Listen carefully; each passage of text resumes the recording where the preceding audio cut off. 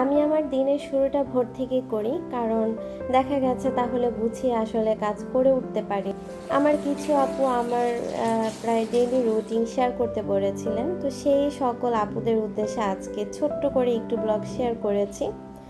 নামাজ পড়ে তারপর নিজেই পড়তে বসেছি। যেহেতু আমি এখন স্টাডি করি, তাই দেখা গেছে কিছুটা সময় আমাকে বের করতে হয় নিজের পড়াশোনার জন্য।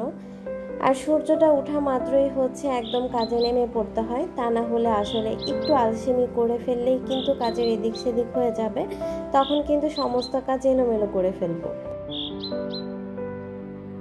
এর পরপরই দেখা গেছে রামিমের স্কুলের সময় হয়ে যায়, আর ওকে একটু ব্রেড দিয়ে হালকা পাতলা নাস্তা বানিয়ে দেওয়ার চেষ্টা করি, যেহেতু সকালে ভারী খাবারটা খেতে চায় না। আর দুপুরের জন্য কি রান্না করব সেটার জন্য কিন্তু আমি আগে থেকেই ভিজিয়ে রাখি। আর আজকে গরুর মগজ ভুনা করব, তো সেজন্য আমি মগজটা আগে ক্লিন করে নিয়েছি। এখন প্যানে পেঁয়াজ তারপর বাকি মশলা দিয়ে এখন কষিয়ে নেব কিছুক্ষণ।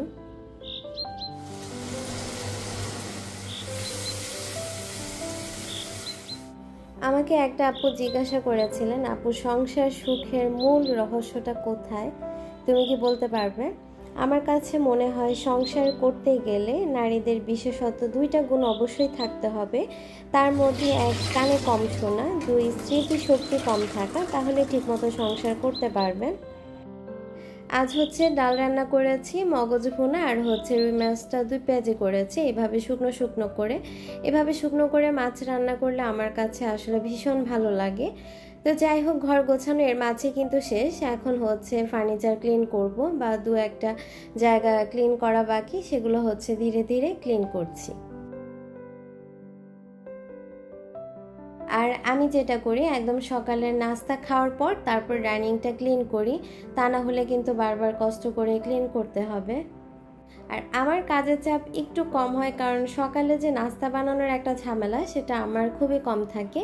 আপনাদের ভাইয়া যেহেতু সকালে ভাত খায়, তো সকালে হালকা পাতলা কিছু করে দিলে কিন্তু অনেকক্ষণ খেয়ে তারপর ভাতটা খেয়ে থাকে। এর মাঝে ওই যে ব্যালকনির জন্য গাছ এনেছিলাম, সেগুলোকে এখন রিপেয়ার করব। কিছু গাছ বের করে তারপর এটার জায়গায় বসিয়ে তারপর বাকি গাছগুলো গুছিয়ে তারপর ব্যালকনিটা ঠিক করব। আর কিছু নতুন গাছ এনেছিলাম। কিছু টব আছে, আসলে গাছগুলো মরে গেছে, তো টব যেহেতু আছে, খালি টব দেখতে খারাপ দেখা যায়, তাই সেই টবগুলোর জন্য গাছ কিনে এনেছি। জানি না আসলে টিকবে কিনা। আর আমার কাছে মনে হয় আমাদের জীবনটা খুবই ছোট। জীবন মৃত্যুর কাছ থেকে ধার নেওয়া কিছুটা সময়। দুনিয়া যদি শান্তির জায়গা হতো, তাহলে রব কখনো জান্নাত বানাতো না।